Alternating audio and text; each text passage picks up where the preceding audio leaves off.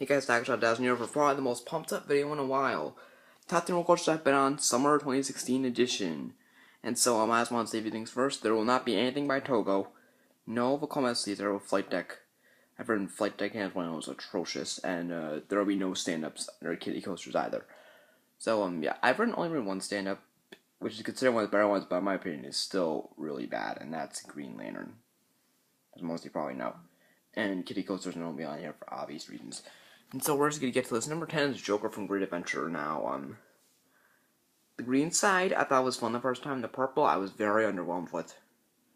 Like, the purple, the first time, like, almost every time I've been on the purple, I've gotten, like, one flip max. And it wasn't even, like, a full flip, so it doesn't even count, really. And so, yeah, sometimes you get a good ride. When you do, it's pretty fun, but it's not, like, the flips are intense, but the ride's not. I would not really say any of these rides are scary. I don't get scared on coasters anymore. That's not like me. I mean, sure, I'd say Kiddie Kai's here in the kiddie coaster, I guess, but still, none of them are scary to me. But, yeah, and also, the vertical lift on this does make it, it's the only coaster I've been on with a vertical lift, so that does make it pretty fun. But, this just did not live up to the hype, and it, to me, was, best upside coaster in the park, but kind of disappointing. Number 9 Griffin from Busch Gardens, Williamsburg. This is another coaster many people find underwhelming besides... No, other than the drop, many people find this coaster underwhelming as well. Well, the theming on Joker is not half bad for Six Flags. I mean, it's not stellar Disney theming, but it's not terrible either. Considering it's Six Flags. And so, yeah. Griffin, the drop is always amazing. Front or not. Especially in the front. The front on the edge at night is great. However, what puts this coaster on the list is that it's very smooth. The implements are smooth. The splashdown is fun on all. You unfortunately don't get wet at all. And so, yeah, it's just a fun coaster, but I wish it were longer. Then it would probably be higher up. Many people said Valorant was disappointing because of the best restraints. I can definitely see where people are coming from. I have not ridden it, but in my opinion, dive coasters are better without best restraints, like just from the looks. And so, yeah, Griffin makes number 9. Number 8, Helen from Dorney Park, and I actually got to ride this 8 times in the rain. It was raining on the first day I went, and so the only people that were there were my camp and some other camp. And so I got to ride this, like, I got to marathon this 8 times. So it's probably my favorite invert I've been on, but I have not been on Banshee, and I have been on one in Bulls Coaster, which is just at Dorney, and which is not as good as it's not smooth. I mean, this is a glossy, smooth ride, no rattle at all, perfectly smooth. And I like how, like, when you're going up on the lift, there's like the floor beneath it that says, be prepared, yada yada yada, all that. And so yeah, it's just a pretty smooth ride. The 0G roll is fun. And so yeah, it's my favorite beat. I'm at Dorney, but it's not my. It's my favorite invert I've been on, but not my favorite coaster I've been on. Number 7, Steel Force at Dorney. Now, this, in my opinion, people can argue, but I thought this was forceless. For a ride that's called Steel Force, this was pretty forceless and kind of rough. This was definitely not the best hypercoaster, but it wasn't awful either. Although it did hurt my thighs a little bit, although I have yet to experience Sky Rush. I might, more just warning that I might be going to Six Flags New England, Cedar Point, and Hershey next year for a coaster road trip, but nothing is confirmed at the moment.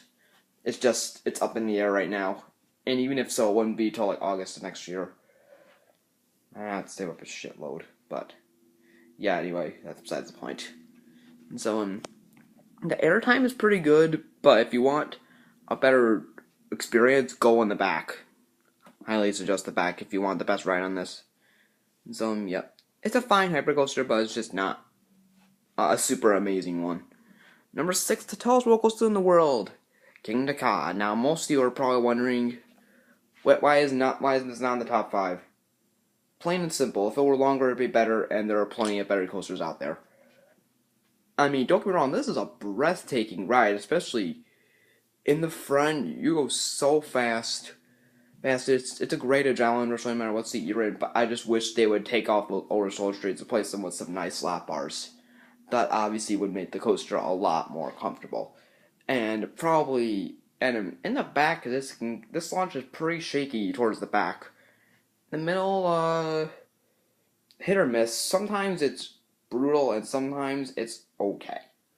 But I highly suggest going in rows 1, 2, or 3 if you want a good ride, or a smooth ride. You get a good ride really, and you get an adrenaline rush really no matter on what seat. I think this is more of an adrenaline rush than number 5, 4, and 3. But that doesn't mean it's the best. And so yep, it's a good rush. It's a fine ride. It's solid, but it's not top 5 worthy. A little bit overrated. Number 5, Night is another coaster I do find a bit overrated. Nitro at Great Adventure now at the same park. So yeah, this in my opinion has been pretty weak this season. Actually, even the front row I didn't get much airtime. In my banks I've been stapled in.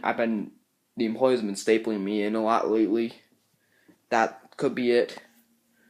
But I have not been having too great of rides on this season. I think it's gone down the toilet as opposed to previous years. And the color scheme's kind of yucky. Although really good operations, though, I'll definitely say that. However, this is in my opinion. On the days you do get good airtime, which is rare this season, is good airtime. But on the days you don't get good airtime, you get none, and you just get a forceless, almost kind of boring ride. And so, yep. This is better than King Ka, only because it's longer than 30 seconds. And so, yeah, this is, it's an overrated coaster, but it's not bad. Nitro does make number 5. Number 4, Apollo's Chariot at Scorner's Williamsburg. I thought this was quite better than Nitro, by a long shot. Much better airtime, it felt more intense, and Nitro's been getting a little rattly lately. This had no rattle when I went on it. Not me, because Studios got it on a bad day, I don't know. But, yeah. This was much smoother, this had better airtime, this was smoother, more airtime, more intense, in my opinion. A better drop. And, yeah. Just a better overall ride. Number 3, the best B&M Hyper I've been on. No doubt about it, Behemoth. Now, I came onto this purposely with no expectations, because Crusader had told me not Intimidator or Carowinds was a disappointment because of the staggered seating, so I purposely wanted this to no station so I wouldn't know whether I was going to be disappointed or blown away. And I was actually pretty blown away by this. Maybe it's got rolled towards the back. The seat hypercoasters, I think is what they call them, are usually better rides towards the back. Or I just got this on a really good day, because I was not in my seat at all after that drop. This airtime was stellar. This was amazing airtime. Not that intense, but the airtime totally makes up for it. And now, number 2. This is actually number 2 is actually very intense, and that's El Toro. Yup, the best one roller coaster I've been on, no doubt about it. And so, yeah, what an amazing ride. The drop, oh my god, that drop is still probably one of my favorite coaster drops to this day. That cable lift is awesome, and it's like Behemoth. You're not in your seat for a majority of the ride. And those overbanks are wicked intense. You gray out on those. It's a quick ride, but damn, is it an amazing one. And so, yep, El Toro was number 1 for a while until this past week. I rode Leviathan. Yep, Leviathan is number 1. Most of you are probably shocked out of your mind, but yep, I said it. This was not as intense, but it felt like it seemed like a better experience to me than El Toro. It seemed smoother. Don't get me wrong, El Toro is very smooth. He's smooth, and I think that I don't really know what I found better about this ride. It just seemed like an overall better coaster to me, but just barely, by a margin, not even. And so, yeah, I think, what determined this was front row rides. What gave the better front row ride, and I'm gonna give that to Leviathan. Don't get me wrong, El Toro gives a sick front row ride, but Leviathan, in my opinion, does give the slightly better one. And so, yeah. Leviathan does make number 1, but don't get me wrong, El Toro is damn close. And so, yep. That's it for this video. Hope you guys enjoyed it. Stock.time signing off.